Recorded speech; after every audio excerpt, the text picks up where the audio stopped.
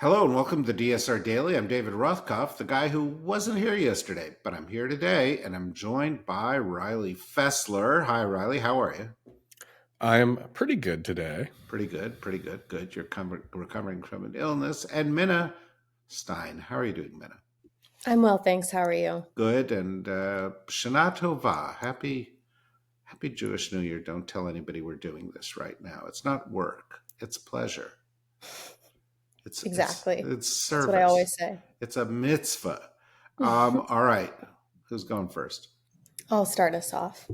Jimmy Kimmel is set to return to air after a suspension following on air comments that appeared to link Charlie Kirk's assassination to MAGA conservatives, prompting backlash and FCC threats against ABC. The suspension drew widespread criticism from across the political and entertainment spectrum, with figures like Barack Obama, Ted Cruz, and Hollywood unions condemning it as a dangerous attack on free speech.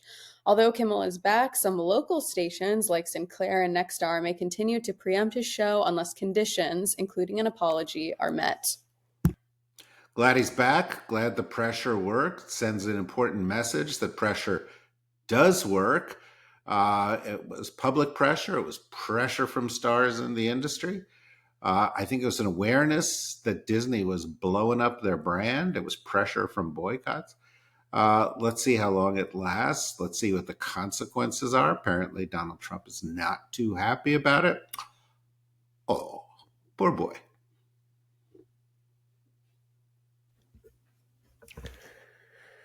The United States is considering imposing sanctions on the entire International Criminal Court as a response to its investigation into suspected Israeli war crimes.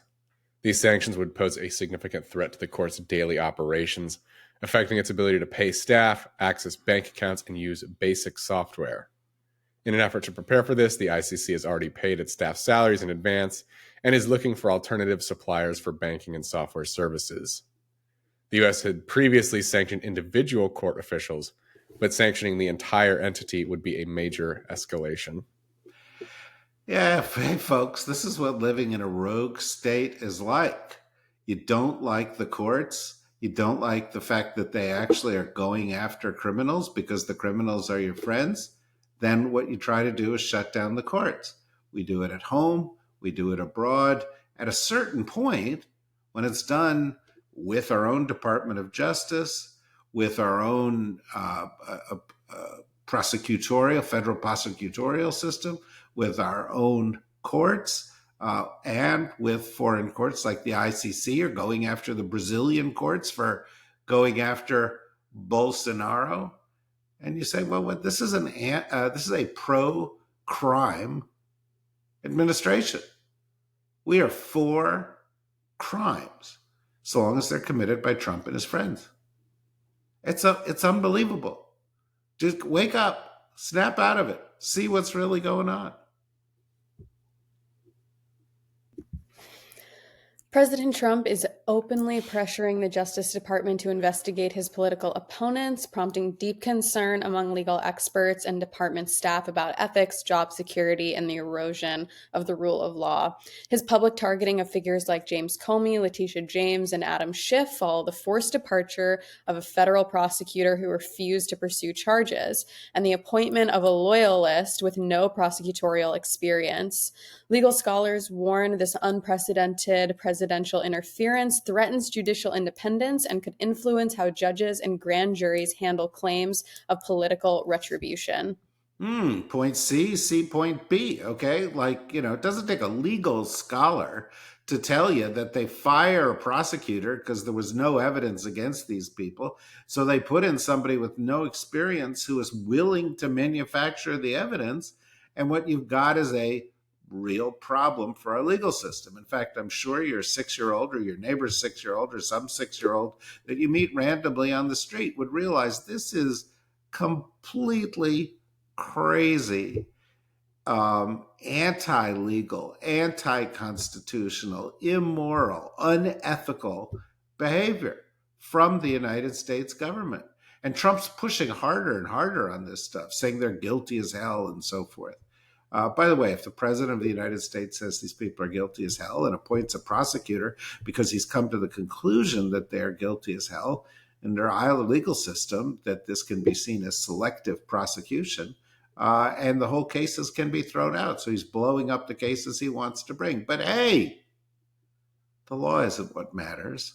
What Donnie feels is what matters. That's the law in America now. His delicate feelings.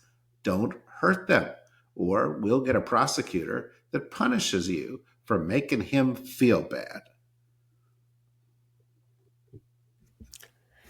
At the UN General Assembly, President Trump is set to deliver a speech that critiques globalist institutions and promotes his America First agenda.